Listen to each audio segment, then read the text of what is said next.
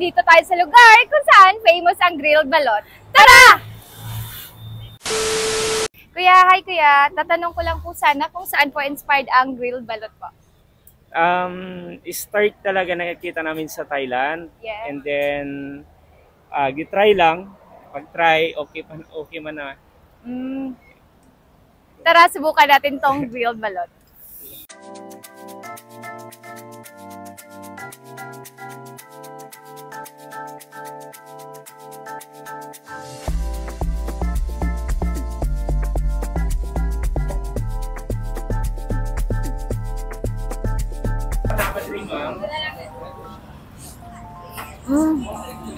Sarap nito.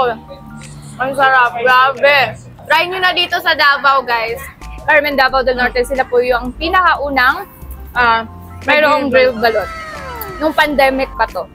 Ano na-featured sila sa, ano nga yun kanina? One Radyo, ano ba yan? One Radyo ba yun kanina? Something like that. Super sarap.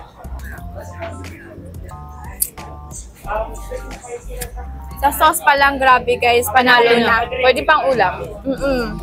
Pwede ka naman mag-avail ng rice kung gusto nyo. Pero kami, gusto talaga namin balot lang talaga. Balot na balot lang.